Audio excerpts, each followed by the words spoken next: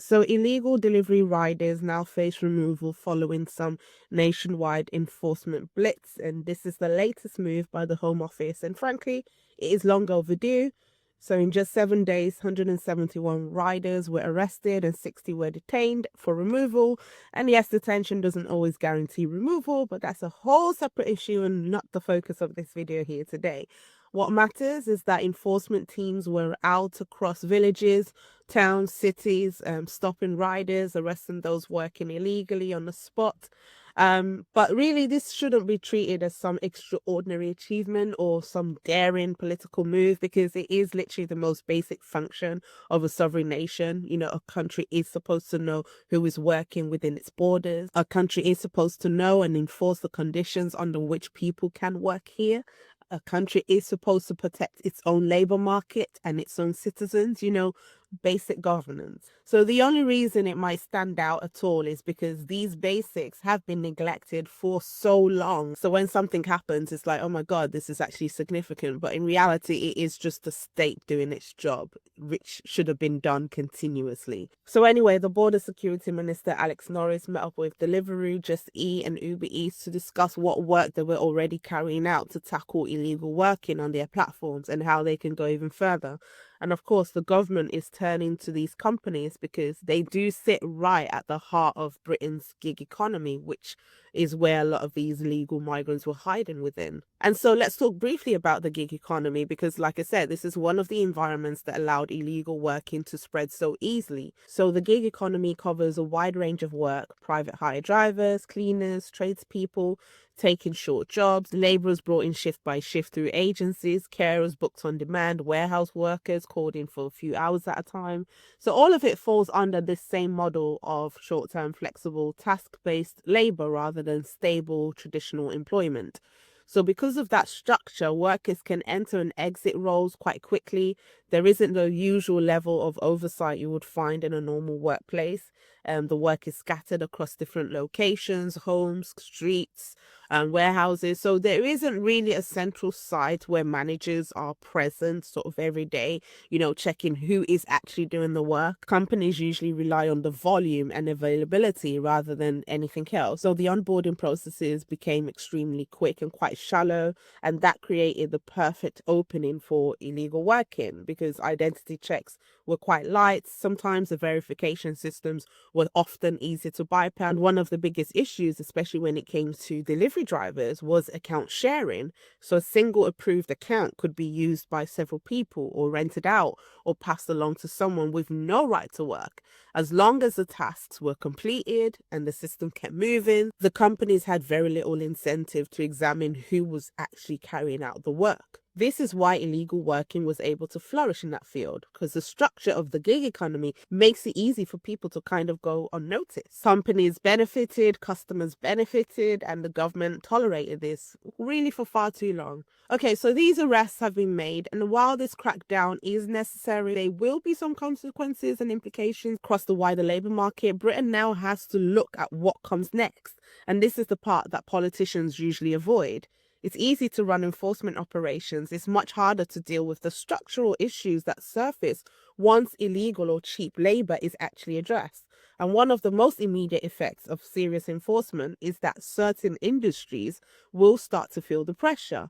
Illegal workers or cheap labourers, they aren't only found on bikes delivering food. They appear in agriculture, construction, hospitality, food processing, warehousing, car washes, and countless other low-wage sectors that have quietly depended on people with no legal right to work. And these industries have been functioning with this hidden layer of labour that kept costs down, kept wages suppressed, and filled roles that many employers were unwilling to make attractive to the local workforce. And when that workforce is removed, the reality becomes actually quite clear, which is in relation to the true costs of running these sectors. Companies will have to offer better wages, improve conditions, invest in training instead of relying on people who were easier to, quite frankly, exploit, and they were less able to challenge mistreatment. Some employers have used cheap labor as a shortcut rather than dealing with the problems in their own business models. And that shortcut would no longer be available. So if the government is serious about reducing cheap labor and illegal working, it can't stop just at enforcement. The labor market will need genuine investment. So the money that routinely gets poured into, let's say, welfare systems that trap people in long-term dependency could be redirected into training, apprenticeships, equipment support, wage structures that make work actually worth doing. Instead of endlessly funding inactivity, the state could support pathways that lead people into paid roles with progression, with skills, with stability. That is how you build a labor force that can replace illegal workers. There has to be real investment in British workers and in the industries that need them. A crackdown will expose the weaknesses of the labor market. Investment will determine whether those weaknesses are repaired or simply left to collapse. And another implication about this is the technological and surveillance infrastructure that will be normalized. Randomized facial recognition, maybe location monitoring, real-time identity verification will become standard practice in the name of curbing these issues. And these tools may be justified in the context of illegal working, but systems designed for the guilty rarely remain confined to them. And what begins with migrant riders can easily stretch to the general population. And once you build that mechanism of constant observation, it tends to grow rather than shrink.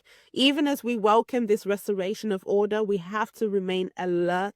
Can't be naive because sometimes the government tries to overreach. But all in all, I guess it is good that Britain is finally reasserting the basic principle that a nation exists to uphold its own laws. Cleaning this up is the right thing to do, and arresting illegal workers and clamping down on illegal and cheap labor is necessary. But like I said, if the deeper structural problems are not fixed, nothing will truly change.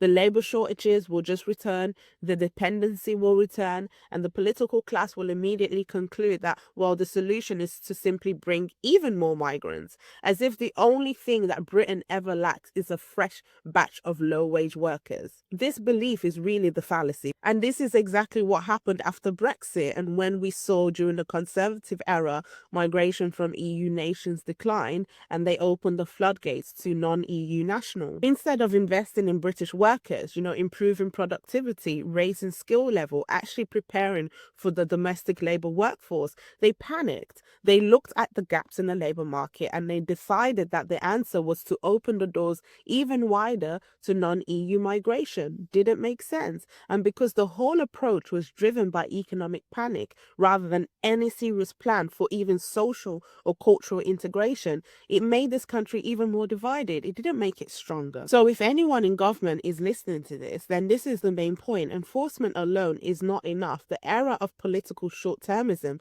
literally has to end. Yes, fixing the labor market will be expensive, but the money is there. Redirect it from the areas that are not urgent right now. Whether that is the bloated welfare spending that traps rather than empowers people, or maybe policy commitments, maybe green policy commitments that can maybe wait. Invest where it is actually needed right now. Britain's true emergency is its labor force and productivity crisis. Nothing else that you want to achieve in government will work unless this is solved. And the long-term answer is not to rely on importing more and more people, but to build a labor market where homegrown British workers are trained, supported, and equipped to do the jobs that politicians keep insisting only migrants are suitable for. 1 in 5 care workers are foreign nationals. Now, I don't know about you, but I don't particularly want to wipe someone's bum. And I'm very grateful for the people who do this work, this really important work, whether it's in the care sector, whether it's in the NHS. Let me know your thoughts. Let me know what you think about this. If you've made it this far, please like and subscribe. And I would also like to ask you to become a member or support in other ways so that this channel can grow and become better than it is right now. Take care.